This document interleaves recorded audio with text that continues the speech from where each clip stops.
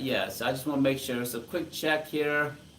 Uh, let's see here. Yes, okay. Thank you for responding, Emma, and I appreciate that. So we will go ahead and get started now that I've confirmed a few quick things here.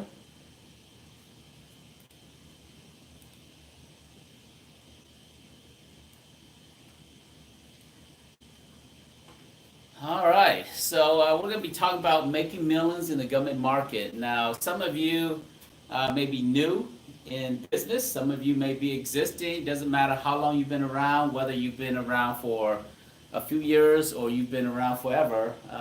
The government market has opportunities, but how you approach the government market is a little different based on how long you've been around as a business owner.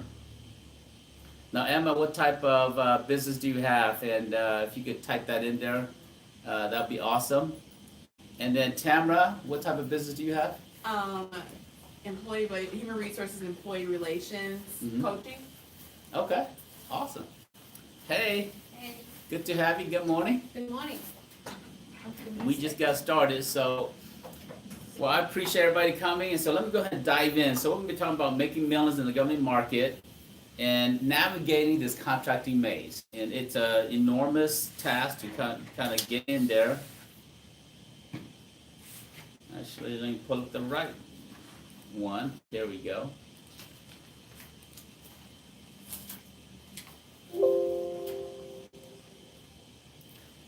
All right, so we're going to be talking about how you can save time without spending years and years. Now, on average, it takes about 3 years to break into the government market.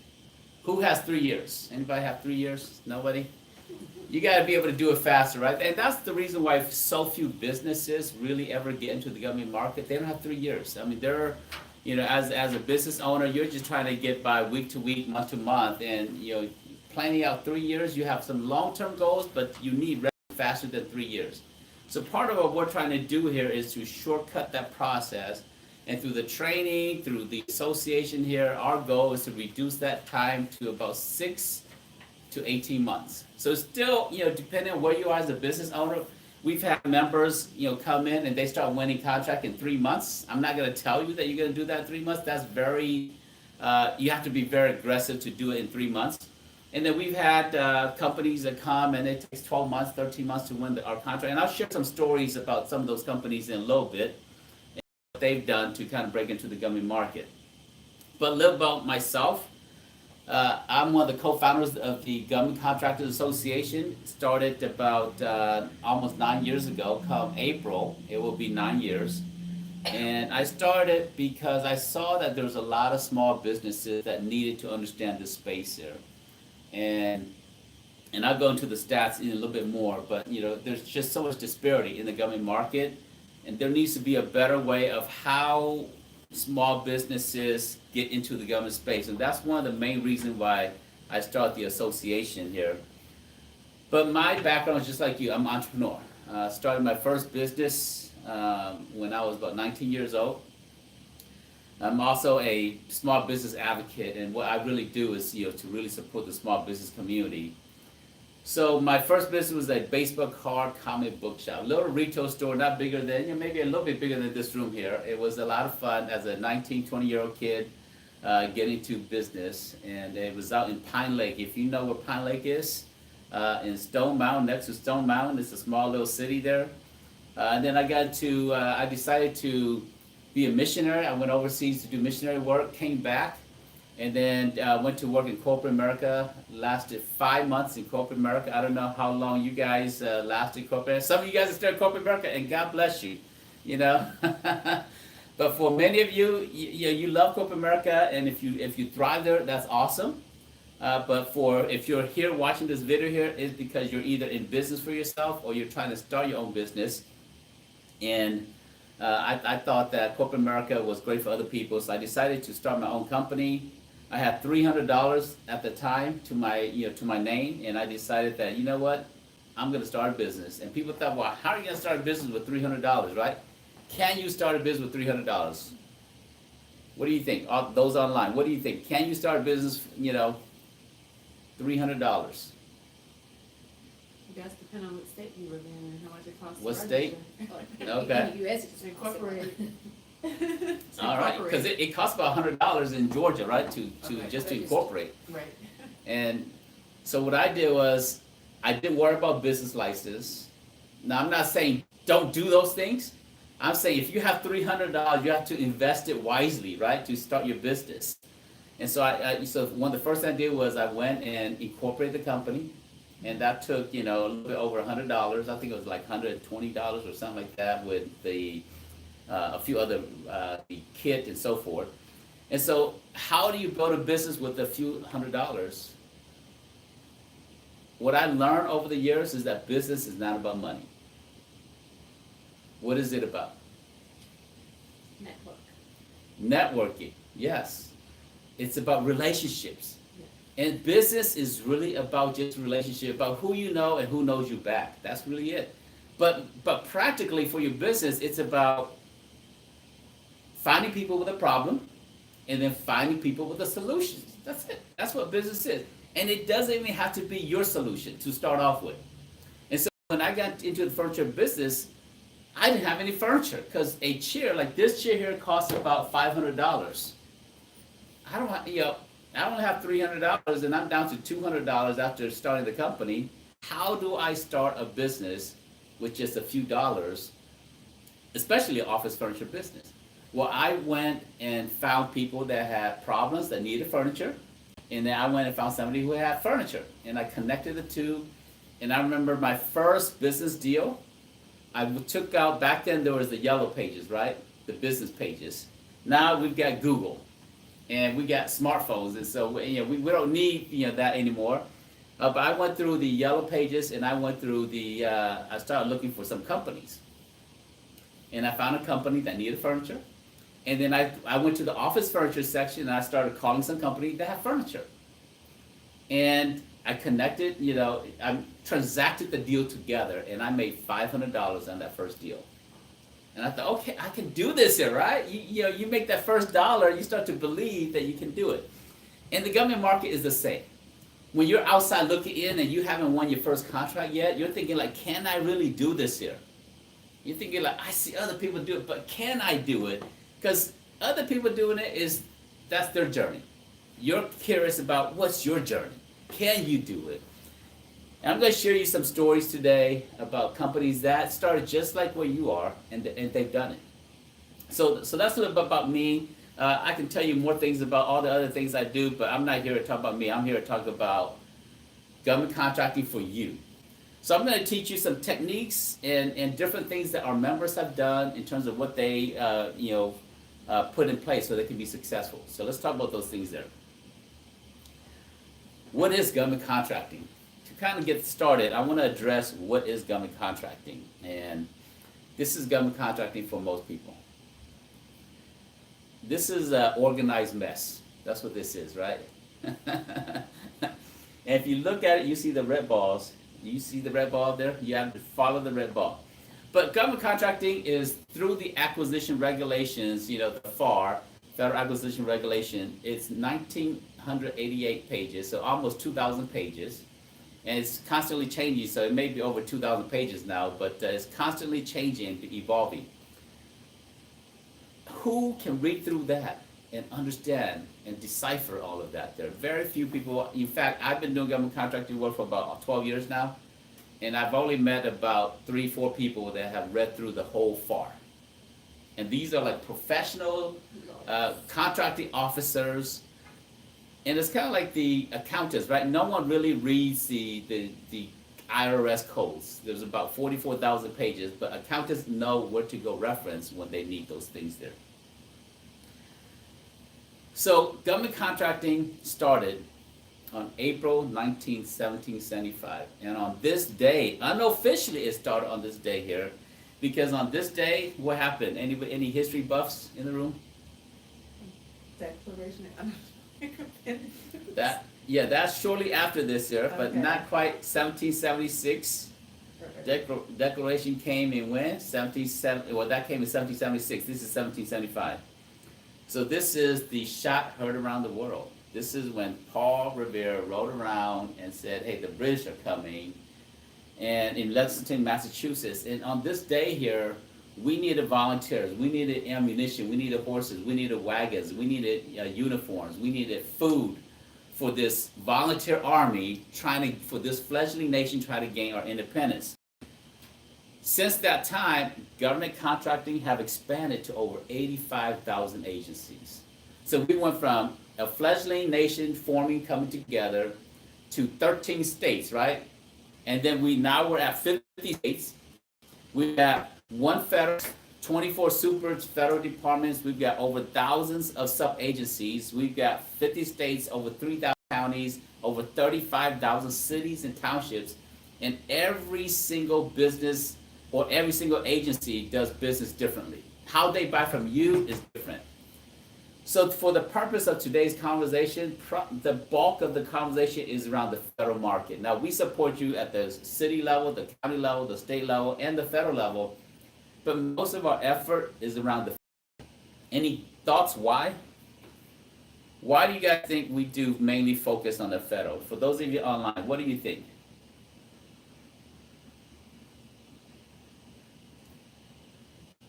Put in the chat here. Why do you think most of our effort centers around the federal government market?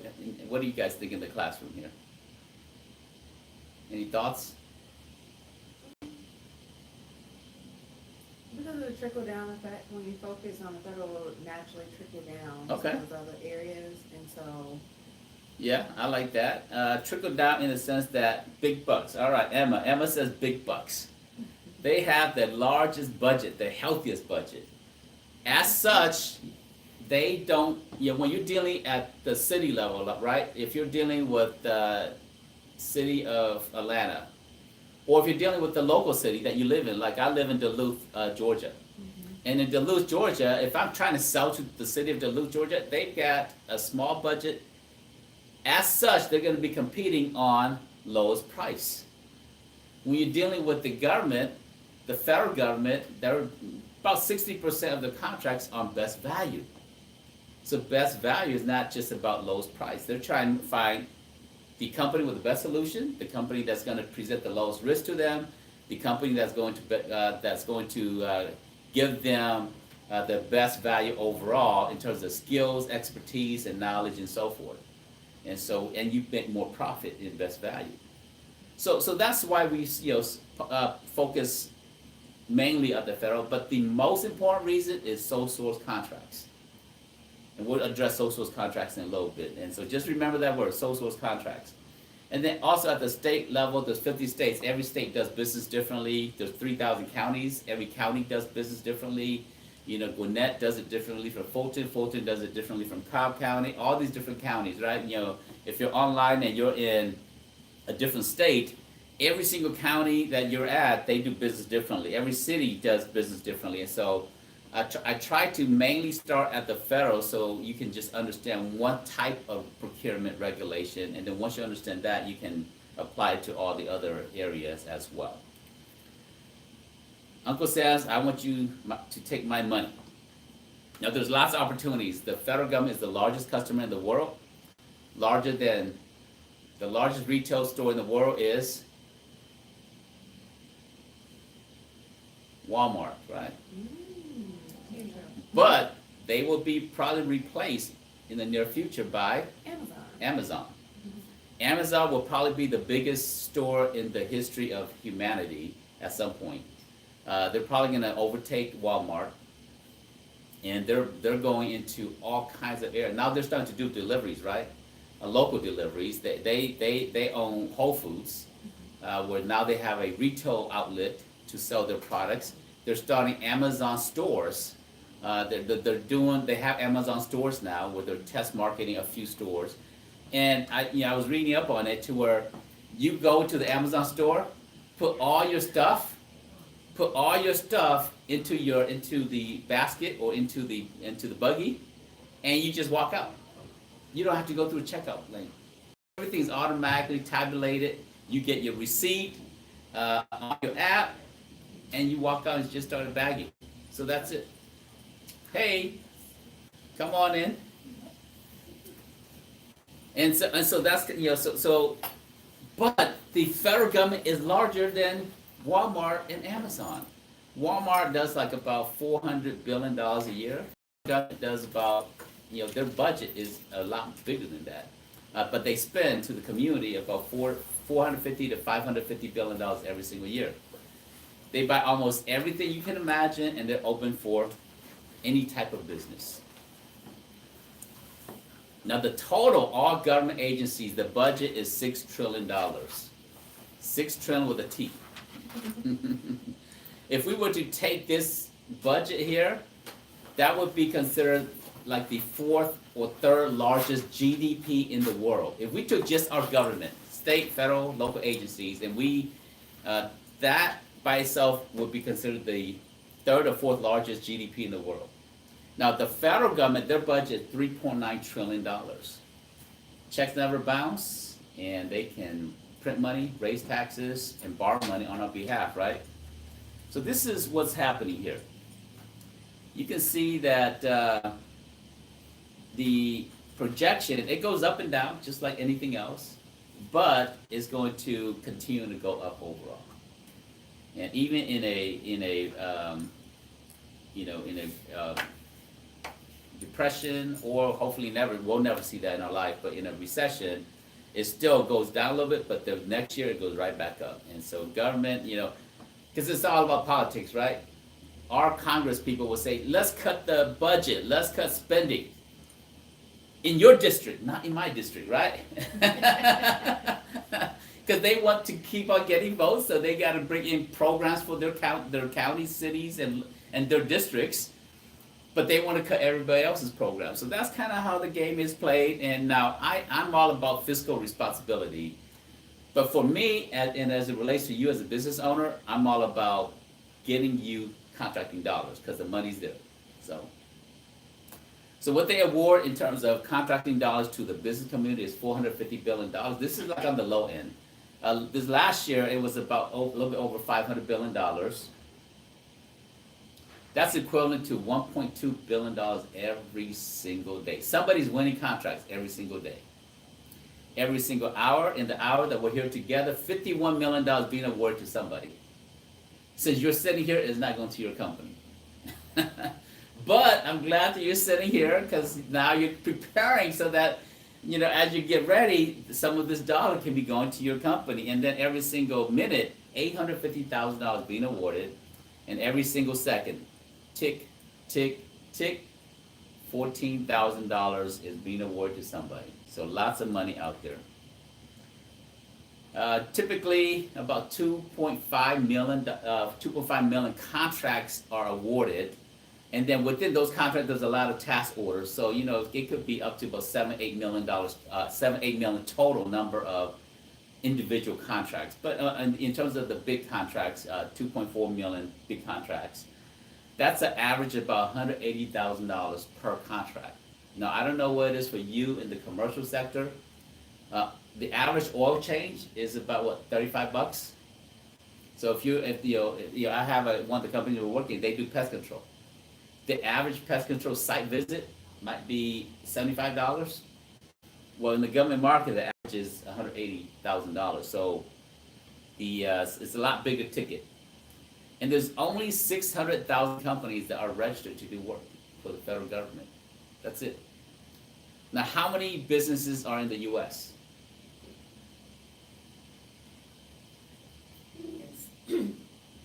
Any guess? Billions. Not quite billions. There's 31 million businesses based on the business census.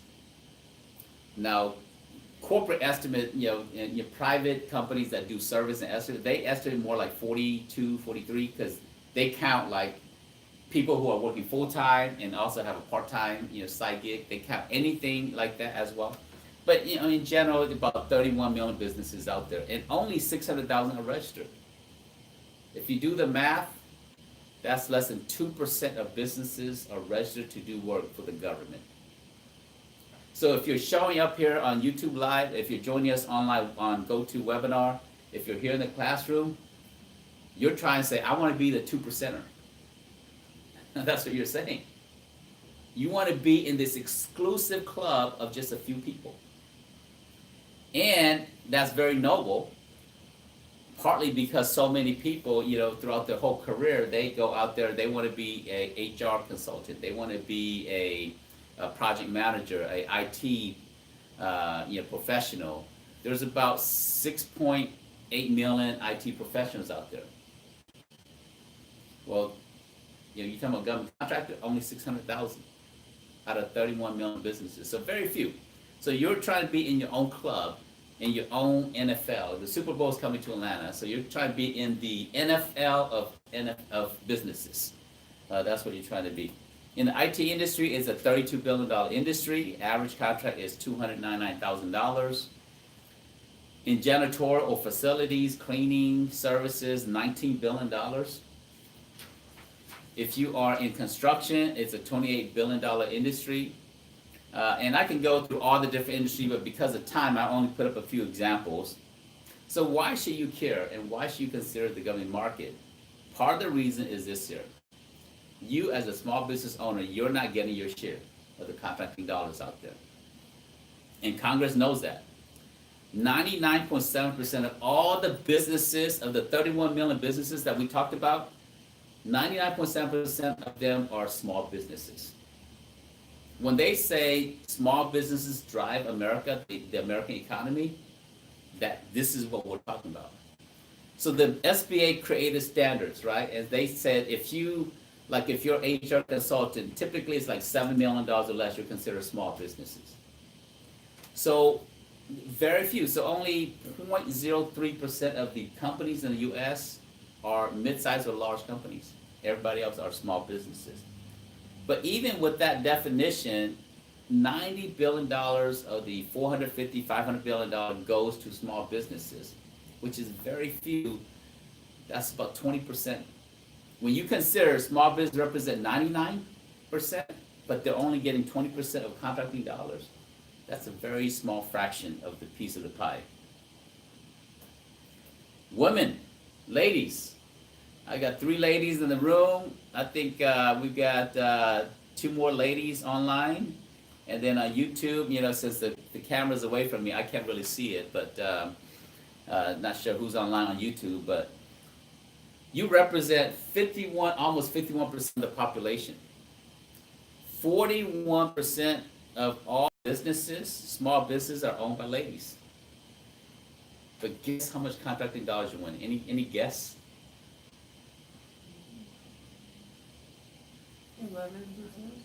11%? Okay, that's a good guess. Now, if you're thinking from a proportional, ratio, right? It should be 50% of the contracting dollars, right? Because you represent 50% of the community, right? But you're only winning $20 billion or 4.6% of contracting dollars. Now, we talk about, in the Me Too movement, right? We talk about rights and harassment and greater opportunities for women and without the risk of harassment and so forth. We talk about the workforce for women, and that right now there's a pay disparity. You take 2 project manager, 1 male, 1 female. The female makes about 73% of what the male makes in almost every industry. Disparity. But we've gone from just a few years ago where women didn't even have the ability to vote, to where women was supposed to be a stay-at-home mom and that they should not have a career. So we've come a long way to, we're at 73%. But when it comes to government contracting, 4.6%. This is the dark ages. I mean, ladies, you might as well not be able to vote, right? That's what this is saying. And so that's one of the reasons why I started the Government Contractors Association, because I see the disparity. I see the challenges that exist for women-owned businesses. And as a man, if I don't stand up for my wife, if I don't stand up for my daughter, if I don't stand up for my mom, if I don't stand up for my sister, for my grandmother, for my peers who are women in the community, who will, right? And that's part of the responsibility as a man in society. We have to take care of our counterpart. And so at first, I didn't think that was me, right? And I think, well, I see the disparity, But the SBA is doing something about it, or these other organizations are doing something about it. But at some point, you look at yourself in the mirror over and over. You say, you know what? I have the knowledge, I have the ability, I have the skills. Why not me? And so that's how I kind of got started, because of the disparity that does exist. And so why the associations here, why I do what we do here, part of it is because of the economic injustice. And so a lot of people do social work, a lot of people do community efforts. I do things because I understand that there is that's for YouTube Live? Okay, so let me see if I can adjust it. Stay here. Tell me when it's better. Okay.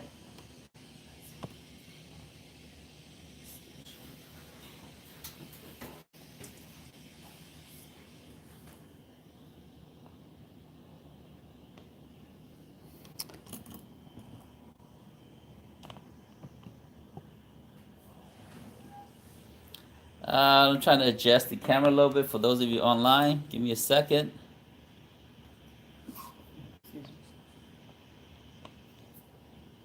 Hmm.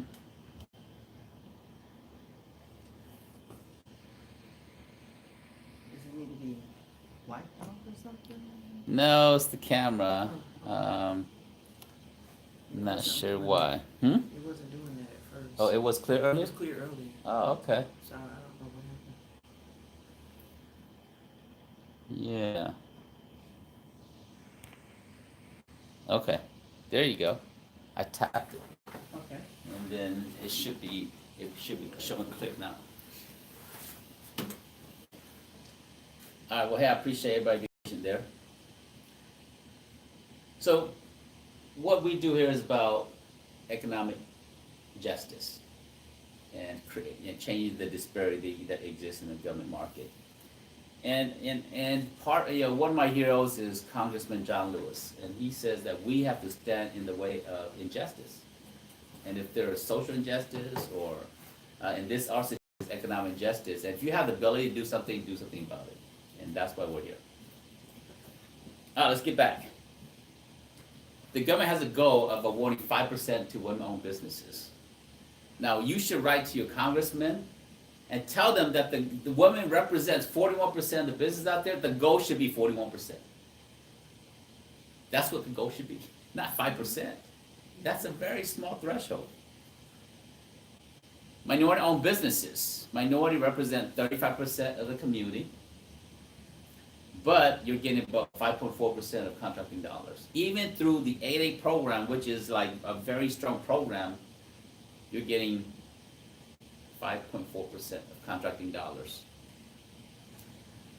So, our goal again is to support the different segment of the community and help them have greater access to contracting dollars.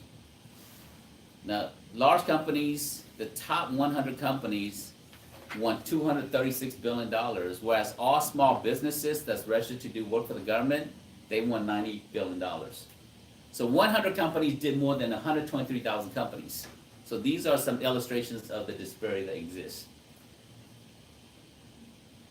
Lockheed Martin, let's compare Lockheed Martin to all the 8A companies out there. Lockheed Martin did about $30 to $40 billion every year. All the 8A companies did $25 billion.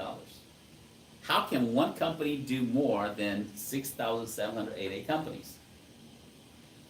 And we'll go into different certifications in a little bit here. But one company did more than all the 8A companies out there. And 8A companies have like a lot of different, better opportunities of opening doors through the 8A certification. All right, so how do you actually go out there and win contracts? And part of it is through set-asides and through certifications, and just bidding and just competing in the open market. So let's go into this. Of the $450 billion, of that, there's 77% is what we call open competition. Open competition means anyone can compete in this open market. It doesn't matter if you're a large company, small company, certified women-owned, certified HUBZONE, certified veteran-owned business. It doesn't matter. Everybody competes in the open market. And then the government says, we understand that small business is not getting enough opportunities, so we're gonna set aside 23% for small businesses. So 23% are opportunities for you as a small business to start there. That's about $104 billion, that's a lot of money. And then we've got lots of different companies that are certified.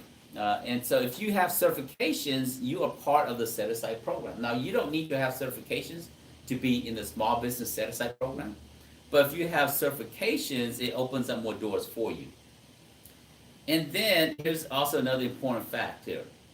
When a large company, when they win a contract over $750,000, they are required to subcontract 35% to small businesses. Now, did you catch that? You as a small business, you can go directly to be a prime with the government, or you can be a subcontractor with the large companies out there. And they are required as part of when a large company accepts a contract from the government, they must use small businesses. And in some industry, it's higher than 35%. But 35 is a general. A few industries is less than 35%, but that's a good general rule right there. So which path is easier, to be a prime or to be a sub? If you're online, YouTube in the comments area or in the chat area, if you're on GoToWebinar and chat in there, which path do you think is easier, to be a subcontractor, to be a prime? What do you guys think, ladies in the room? I would settle for subcontract. Be a subcontractor, okay. Anybody think being a prime is easier? Nobody? Maybe? Okay, yeah, potentially, it depends on who you are and how aggressive you can be. But in general, from what I've seen happen, being a subcontractor is a lot easier. And here's a few reasons why. You don't have to be registered in SAM. You don't have to know how to write proposal, because the prime writes the proposal. You're just part of the team. So subbing is a little bit easier, but when you're a sub, that means that the prime takes a portion of the profit and you're getting a little bit less, and that's all that is.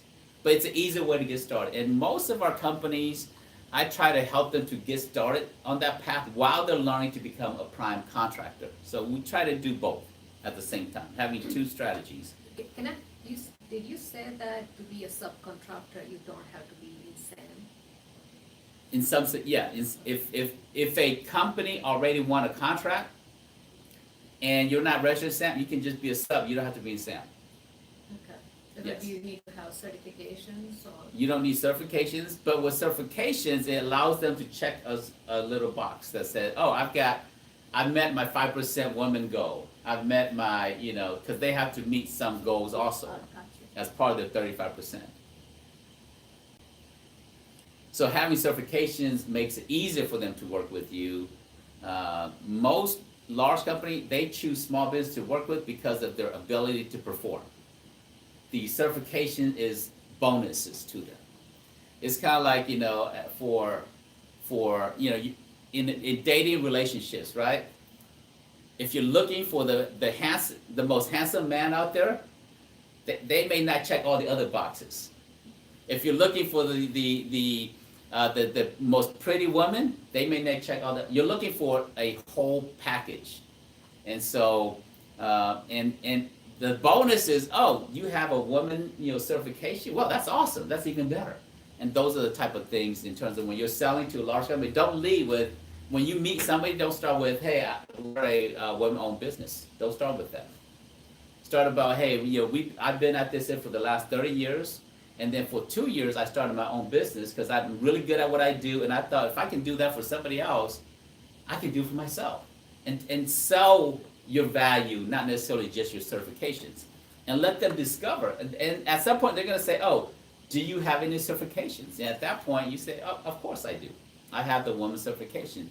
And they will be pleasantly surprised, and that's a better way of how you use your certification. Now, on your marketing literature, you do put out there that you're a woman-owned business, that you have these certifications. And for marketing purposes, you do that. But when you're dealing relationship-wise, you don't lead with your certification. So there's a lot of different certifications out there. This is one of the reasons why you need to get certified. Certifications in terms of 8A. Now, most people think that 8A certification is a minorities program. It's not a minorities program. Anybody think it's a minorities program? Okay, take that off your mind. It's not a minorities program.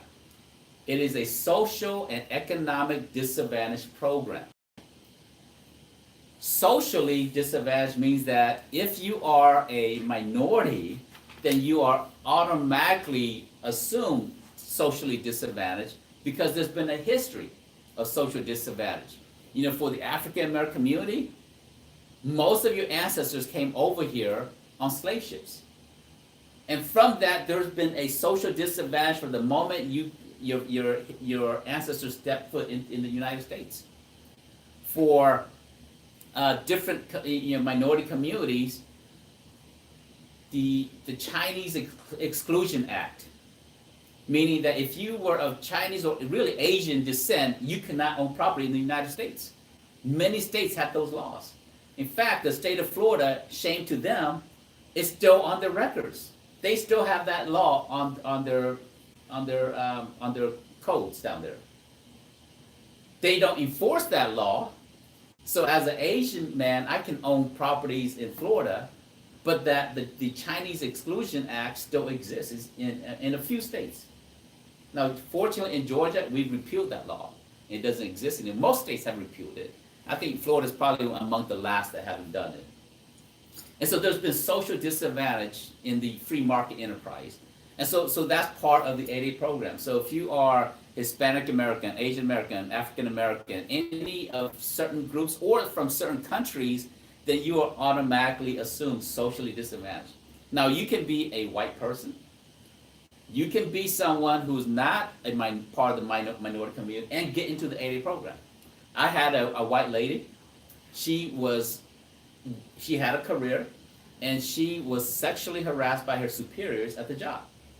She sued the company and won, and so she used that to say, hey, I'm socially disadvantaged, and here is my proof, and because of that, I have to start my own business so that I don't have to deal with that at the workplace. And so she was able to get into the 8A program. So take that misunderstanding that it's a minorities program out of your mind. But for most of you who are minorities, you are automatically socially disadvantaged based on the definition, so you qualify under that. Now, the second part, which is economic disadvantage, means that your net worth is less than $250,000. And they don't count your retirement money. That's the long-term, accounts. They don't count your the value of your business. They don't count your primary residence, the home that you live in. So if that's the case, guess what? Most people I know are economically disadvantaged. And if you are in the threshold, like I was working with a company, they had like $280,000 in net worth. And so what we do is we move some of the assets into some long-term retirement, and we were able to get them into the 8A program. Or in another company, they had investment homes, which made them multi-millionaires.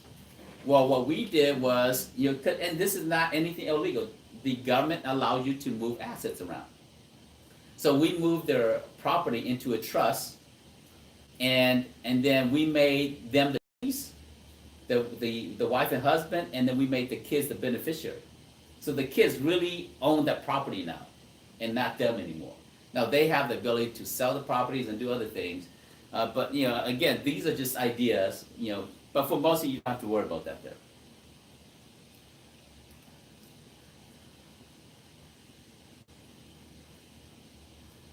Online, Emma says she qualifies, but she does not, she's not considering it right now. And the 8A is not necessarily the first certification you want to go after.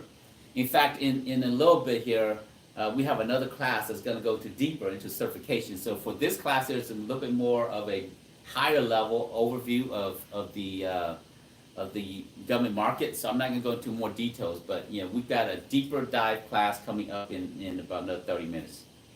So there's the SDVOSB, there's the HUBZONE certification, and there's the EDWOSB. So, service disabled veteran small business, that's a 3% set aside goal. The SDVOSB is very great if you want to do work for the DoD or the VA. DoD is Department of Defense. They represent about 55 to 60% of all federal spending. So having this certification is very critical. HUBZONE stands for Historically Underutilized Business Zone. If your business is located in an area that have low income, then you can be considered a HUBZONE company. Now, 35% of your employees must live in a HUBZONE as well. And there's a few other little requirements, but HUBZONE is a very good program to get to. Like our office here is in a HUBZONE, because there's a lot of apartments around here, and usually when there's a lot of apartments, historically, lower income communities, are in these areas here. And so HUBZONEs, we have our office here because we have a co-working space with offices over there, so that some business that they want to be in a HUBZONE, then they can come and get one of the private offices or get one of the offices over there and get the designation for HUBZONE. And then the EDWOSB stands for Women Owned Small Business, and that's a great program for all the ladies out there. That's a 5% set aside program. Now there's other programs out there. Section 3 is with HUD if you want to do work for HUD as an agency.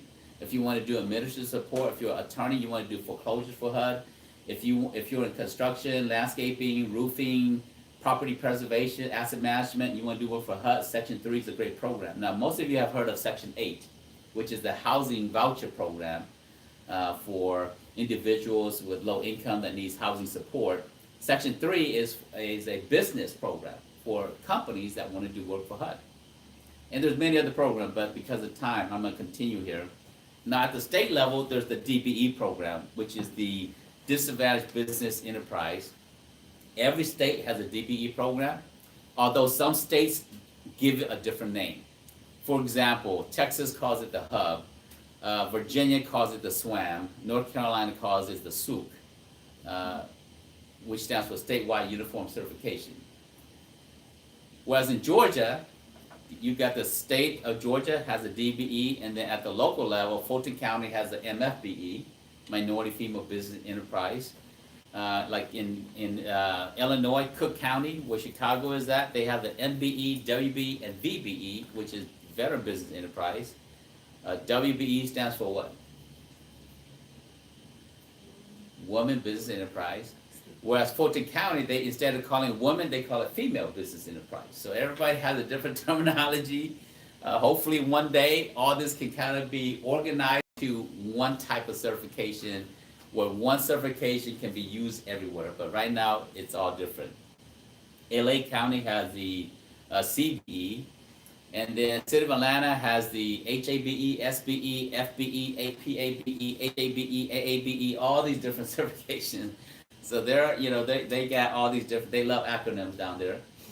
Chicago, they got lots of different acronyms. LA has lots of certification as well. This gives you a little example, regardless of where you're at. Most urban cities have certification programs. Not every county have it, but most urban counties do have it as well. So why get certifications, right? Certification is very important. Now there's certifications at the commercial level also. Now at the commercial level, they call it diversity programs or supply diversity. And they tend to use the MBE, which is done through GMSDC if you're in Georgia, or if you're not in Georgia, like the NMSDC manages all of the Supplier Diversity Council. So every city or region, like some smaller states, they don't have a state. Like I think Mississippi, Alabama, and Louisiana, they use there's a regional Supplier Diversity Council for them.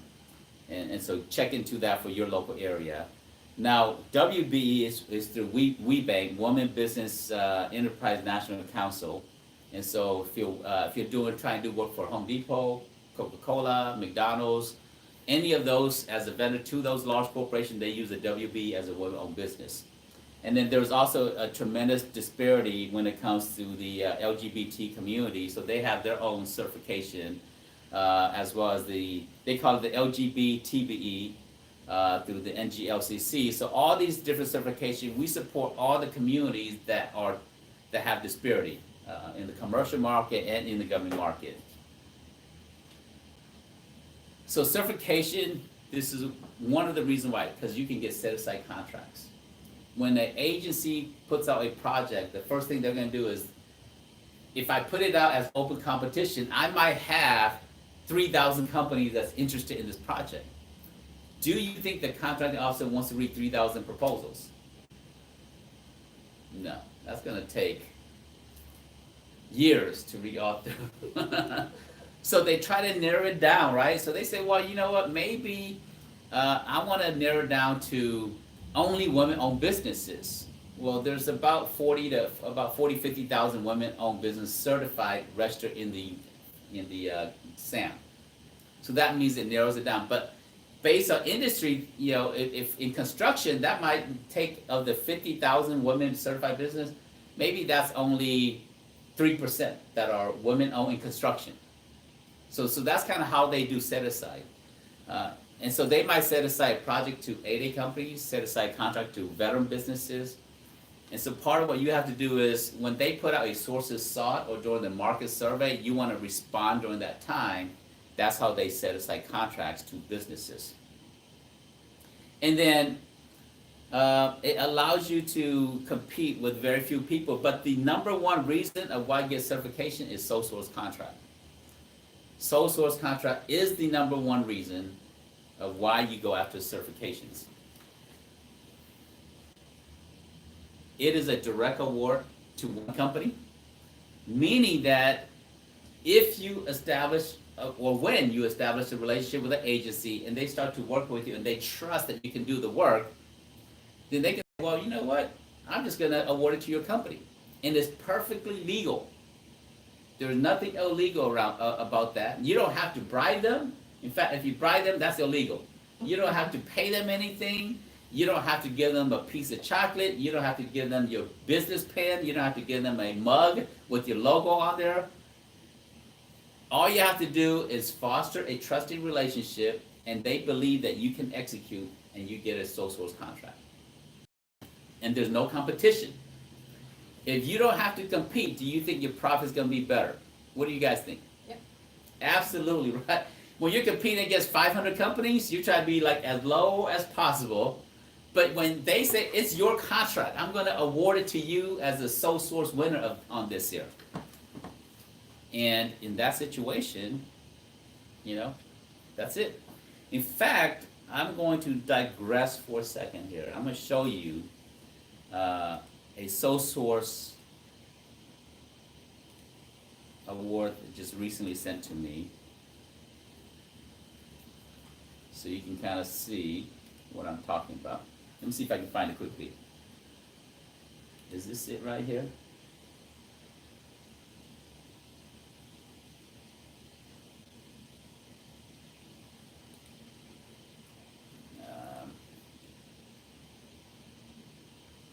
Nope, not that one.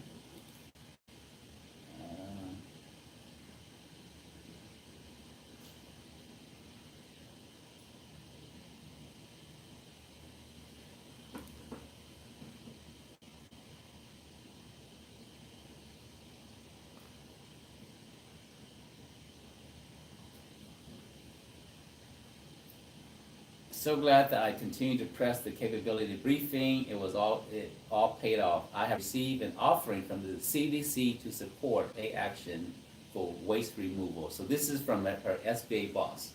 So when you're an 8A company, you get assigned a BOS, Business Opportunity Specialist. And so the Business Opportunity Specialist said, hey, Barbara, there is a project that the CDC is looking for someone to do waste recycling. And Barbara, Barbara and Wanda came to me and said, hey, we're interested in this project, but we do janitorial work, but we've only done a little bit of waste recycling, so we're not really expert at this here yet. The operating word is yet, right? And so we started talking about strategy for them. And so I said, Barbara, all you need to do is pick up the yellow pages or the Google and find some local companies that have resources. In fact, I connected to one or two. She found a few more, and then she started talking to them, and they were interested in being a subcontractor with her. So although she didn't have the past performance, she had the ability to find someone who was a teaming partner, and through that, they went to meet with the CDC through a capability brief. And in a capability brief, they might interview 1, 2, or 3 companies. That's it. And then from that, they say, oh, we like this company, and then they chose her company. And this is a multi-million-dollar contract. Multi-million-dollar contract. And so she was able to go out there, and she wasn't sure whether she should do it. And I said, absolutely, you should do it, because this is how you win sole source contract. And when we're going to more strategies and some other deeper training, let's see here. Yes, we will have this recording available on our Facebook page or YouTube channel, or let Pam know and she can get you a copy of the link itself. So sole source, very important strategy, and it's just price negotiation at this point here. So very few companies are certified, 8A companies, 6,700. Let's look at a quick example. In the state of Georgia, if you look at women-owned, there's only 278,000 women-owned businesses in the state of Georgia. If you look at all the minorities, African American, Asian, Hispanic, I can include Native and Hawaiian as well, but you're talking about a little bit about 262,000 companies, that's it. Of that, only 267 minority-owned businesses are certified into the 8A program. Catch that? So we're talking about the NFL. Super Bowl is coming here to Atlanta. There's over 300 people on the NFL's roster. So there's less 8A companies in the state of Georgia than there are NFL players. Now think about building a career in the NFL. From the moment you can carry a ball, the moment you can put on a helmet, you're out there running, preparing for this 22 years, 21 to 22 years to make it into the NFL. To get to the 8A program, you don't need to prepare for 22 years. All you have to do is apply. That's it. Takes about 6 to 9 months to get approved, not 21 years. And you get to play in this league of very few companies. So very awesome program to get into. So part of what I try to do here at the association is take this complex world of government contracting and simplify it to what I call the 5 Ps. P plus P plus P plus P equals P. So after today, those of you joining us online, those of you in the classroom, you speak governese. You know government contracting. It's about 5 Ps, that's it. 5 Ps, right? And it's really not even about 5 Ps, because what's the last P? It says 4 Ps equals the 5th P. Profit. Profit. It's all about making a profit. So you only have to understand 4 Ps. And so let's talk quickly what these 4 Ps are. So the first P is preparation. Preparing your business to do work in the government market. And then the second P is promotion, marketing, relationship building, engaging, contracting officers, and so forth. And then the third P is proposal writing, finding opportunities and writing proposal. And the 4th P is performance, delivering the work. So these are the 4 Ps you go through, the 4 phases. And if you do that, you get to profit. And these, when we talk about part of marketing, relationship building, this is some of the things that you have to do. You have to build relationships, and these are the different relationships that you'll need. You'll need a relationship. You're the vendor. You're in the middle here. Small business owner here. You need a relationship with the government, the agency itself. The agency have the need, they have the problem, but they don't have the authority to buy from you. They do have little threshold of authority, like they can buy up to 5,000, 10,000, 20,000, depending on their role and their title in the agency, right? A department head might have threshold of 50,000. Contracting officer might have threshold of 100,000. It depends on who you are in the agency, but you have limited contracting authority. But agency program managers, they don't have the ability to buy, so they have to use contracting officers. This bottom green left corner here, they have to use contracting officers or the contracting office itself. And then they buy on behalf of the agency. So you have to have a relationship with the agency, the buyers, the people that have the problem. You also have to have a relationship with the people that can actually award you a contract. And then you got to work with these small business advocates or the small business specialists, the SBS, because they're the one that can actually influence the agency. So they have the influence. They can influence the agency to use your company. And we just looked at an example where Tansy is a small business specialist with the SBA. And Tansy, said, hey, the CDC is looking for somebody. Talked to one of her companies, and the company went to the to meet with the CDC, and they were awarded a contract. And there's, every agency have a small business specialist at the federal level. Now, at the state level, it's different. At the local level, they may not have a small business specialist. But at the federal level, every agency have a small business specialist to, they're not gonna do what we're doing. They're not gonna teach you step by step. They're not gonna show you and teach you how to speak governese.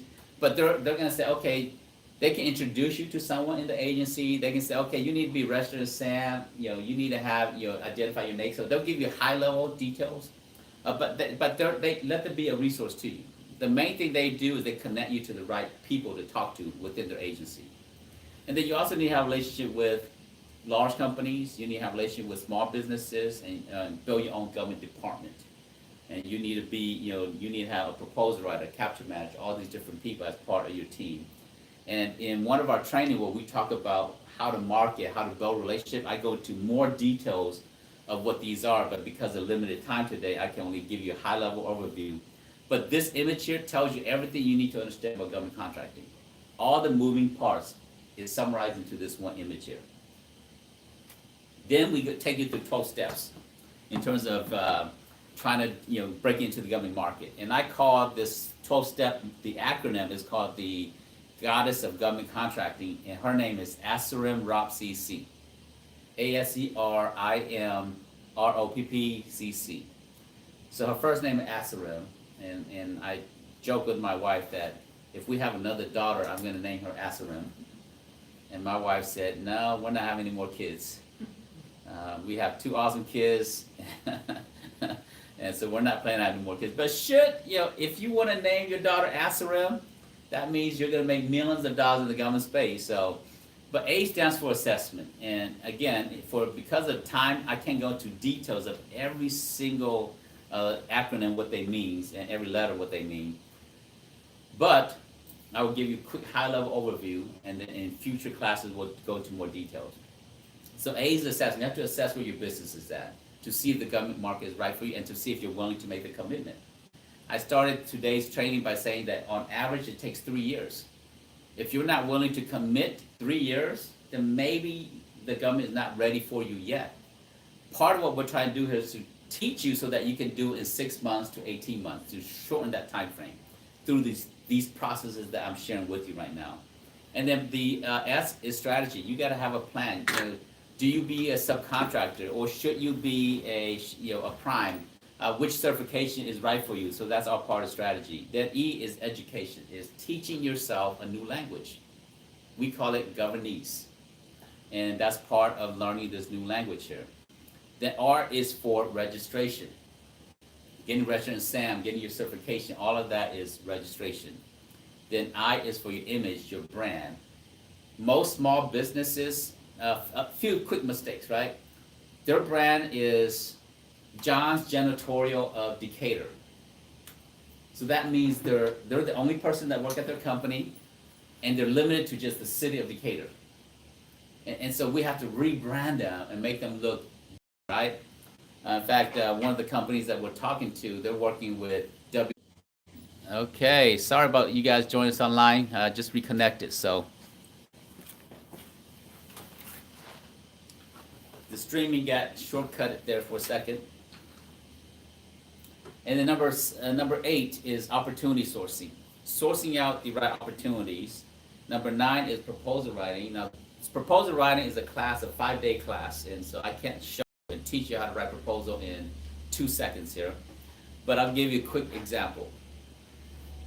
the solicitation RFP will say, we want A, B, and C.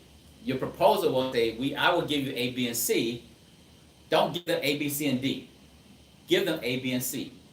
And then tell them why you're gonna give it to them, tell them how you're gonna give it to them, and why they should choose you. And so that's what a proposal is. You just say, hey, I'm gonna give you what you want, and this is why you should choose us. This is our history, this is what we've been doing, and this is why, you know, we're the best solution for you. And so that's a high level understanding of proposal writing. Number 10 is performance. Performance is you delivering on the work. So that, I assume that you're good at what you do already. So part of performance, just want to make sure that you have the right funding, to make sure that you understand quality standards, compliance, which is the next step, and then making sure that you close out your contract properly. So these are the 12 steps that we take a business through in all of the trainings that we do.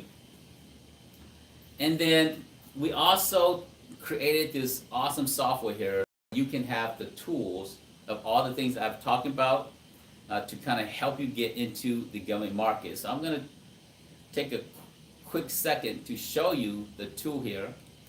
And so this is a project that took me 4.5 years to create. Now you're thinking, okay, 4.5 years, a lot of time. Well, I did that so that you wouldn't have to spend 4.5 years of your life creating a tool. So we call it the Gov Fast Track. And the Gov Fast Track is this here. And so if you log in, it goes into a partner sheet. And so you can see that it takes you through all of our 5 Ps. And then under each P, we have the different steps: assessment, strategy, education, registration, promotion, image, branding, marketing, relationship. And then if you open up each one, it goes into more details of what what you have to do. So for example, under promotion, the government does not use brochures. So for you as a business owner, you're sending your brochure to the contractor. They're gonna think you're a little risky because you don't speak their language. So part of what we do is teach you the right marketing collateral that you need to have. They use capability statements.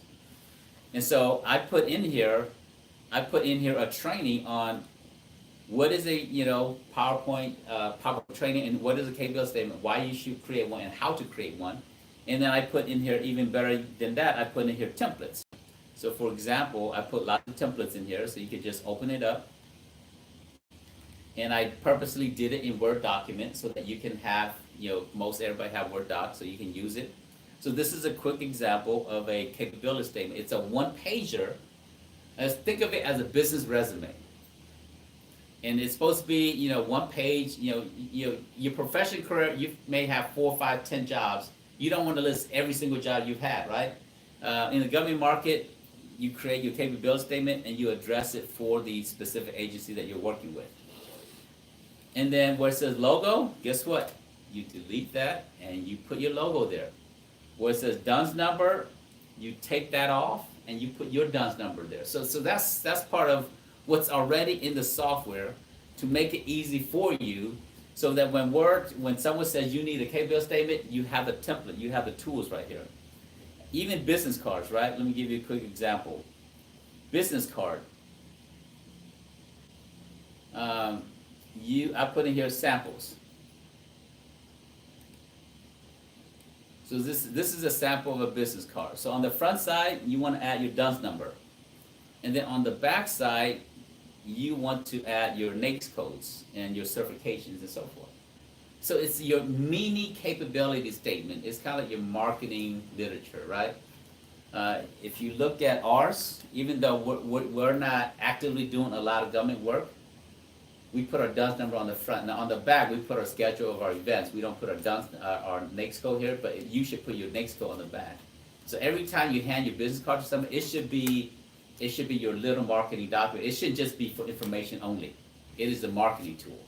So so we put all of our events on the back, and for you put your NAICS code on the back of it. And if you want to learn how to find NAICS code, that's another class. So this is the Gov Fast Track. All these tools are in here. Proposals. The software teaches you how to write proposals. We've got over about 200 documents and templates in here. Disclosure agreement, teaming templates, subcontractors agreement. We put in here mentor project agreements. We put in here a handbook, employee handbook sample in there, a cybersecurity sample in there. All these tools and resources is already in the software. It's available to you as a, when you become a member, this software normally is $2,000, but this software is available to our members for $9. So you save 50% by getting this software here. So let's come back and wrap up here. So many people think, well, this is too complex, it's challenging the government market. We know there's lots of opportunities, there's just not enough participation. That's reality of it. So here are the challenges. Too much red tape, right? Too much regulations. You don't speak Governese. You don't have 36 months. You don't know where to start. Some people just say, I want to get into the government market, I just don't know where to start. And some of them say, I don't know how to build relationships. It's too complex. I don't speak this Governese language. And it's a different culture. I don't understand how it's different from the commercial sector. Well, part of what we do is we help you to navigate through all of that, all the challenges. That's part of what we do. I'll share you a few quick stories. This is Barbara. Barbara was 69 years old when we met. She's a retiree from the Atlanta public school system. And she started off as a teacher. She went to become a vice principal, eventually a principal. And after some, many, many years, she retired and we met. And she said, Abe, I want to start a business. And I told her, I said, Barbara, you should be drinking martini on the beach, not starting a business. And she said, Abe, I want to leave a legacy. And I said, Barbara, every single student that you taught, that's your legacy. And I'm trying to talk her out of starting a business because right, as an entrepreneur, business is hard work. Whereas it's just like having another child, having a baby. Now, I've never had a baby, so I can't relate to you ladies out there, so I don't even want to assume that I understand the pain that you go through and the nurturing that you have to go through, right? It's the love, and there is a little bit pain in that whole process and the discomfort of carrying this baby for 9 months. So there are those things there, but I told Barbara, I said, it's like having another baby, and so you should be considering, maybe just working with somebody else if you want more income or something. She wants to start a business, so I helped her get started in her business, and she started a tutoring company, and it took her 13 months to win her first contract. But now she's come a long way. Part of it, she wanted to be a published author, so we worked on her being a published author. She's won this contract with $25,000 with DeKalb County. She's published 7 books, so she's ventured out there to be a author, entrepreneur, and so forth. So very proud of what she's done. This is Bonita. Bonita is like some of you. She was working full-time, and she had 3 companies on the side. One's a nonprofit, one is a child care business, and one is a health and wellness company. And she said, Abe, I want to start a company, or I want to get to the government market. She already started the company. She said, I want to get to the government market. And I said, well, if you're working full-time, you don't have the bandwidth to do this here. She said, Abe, I'm committed. All I need you to do is tell me what I need to do. That's it. And I said, if you're serious, you're committed, I'll help you. She's out of South Carolina. So we started working together. And in 4 months, she won her first contract. It was a child care business. It was for her child care business. Now you're thinking, child care? Does the government need child care? When I say they need almost everything, they need child care. So what we did, we found a military event, and they were doing it at a facility. They were having this big event, and they needed someone to watch the kids while all the veterans and military people were in the class. So that's Bonita. She won her first contract. This is Crystal, and because of time, I can't show you her video here. This is Buki. She got into an AIDA program. She won a $60,000 project. But here's the amazing about that $60,000 project. It's a subcontracting project. The same company that used her on that $60,000 have gone to her over 30 times. So $60,000 1 time, 2 times, 3 times, 4 times, 5 times, over 30 times, the same project being re-awarded to her time after time. So lots and lots of money just through doing subcontract. And now she's won some bigger contract on her own, but she got started by being a subcontractor. And this is Tasha. She got started as a construction company. She's won millions of dollars in government work. So there's 3 ways to get started in the government space. The first way is to become a member of GCA. And what we do is we open doors of possibilities for you. We're kind of like the gateway. There's lots of resources out there. You can go and just find a class online, but that doesn't give you a community. That doesn't give you face-to-face support. And so that's kind of what we do here. As a member of GCA, you get a lot of benefits. I'll go to the benefits in a second. And then the next step is, if you qualify for certification, go after some certifications, because that's going to open up more doors for you. And in a different class, we're going to talk about certifications itself. And then the third thing is, once you're prepared, start bidding on some contracts. And so these are the 3 basic ways to get started. And so I'm going to talk about step number 1. So step number 1 is being a member. And so membership in GCA gives you a lot of benefits.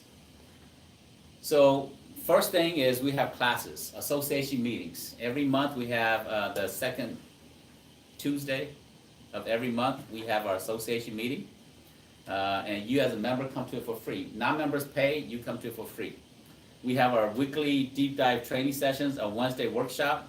And there's one right after this here. If you are a member, it's free. If you're a non-member, I think it's like $10 or $20 when we're doing a certification class after this here. And then we also give you a bid matching platform where you don't have to go to FBO, to go to the state, to go to the city, to the counties. We take all of those bids and opportunities that we put into one place. And then every morning it sends you an email, say, hey, these projects came out and they match your profile. So that you get an email alert of all the bids that you should be going after versus you having to go and search for 85,000 different agencies. We aggregate all that into one place, so it just shoots it out to you. And you get this here, over $600 of value. You get that for being a member of GCA. Plus, you get a co-working space. We have a co-working space on the other side. Some of you work from home. You can come and use that. There's no extra cost to that there. And we have, all this value here, over $9,000 of value. And you get office hours. And so you get our mastermind sessions. Once a month we have mastermind sessions, and you get that at no cost for just being a member. If you get stuck along the way, come to a mastermind session and ask any questions you want.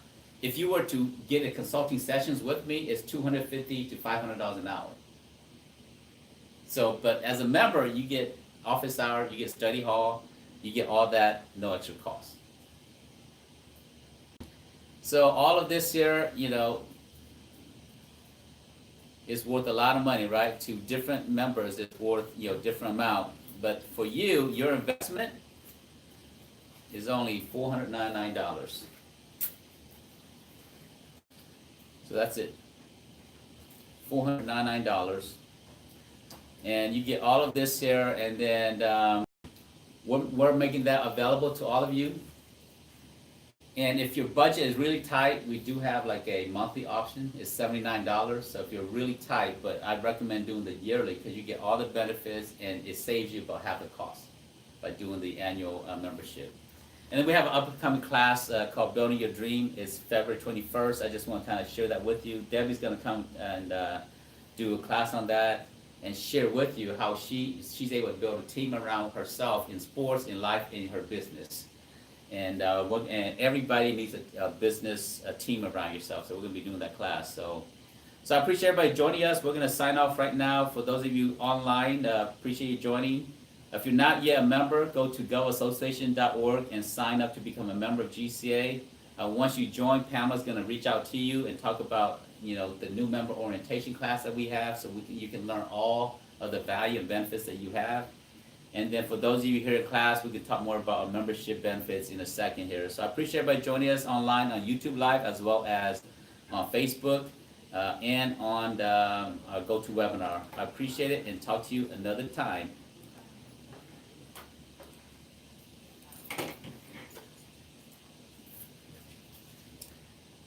All right, ladies. Any questions? And you know, because of time, I didn't have time to answer questions, but any questions anybody have?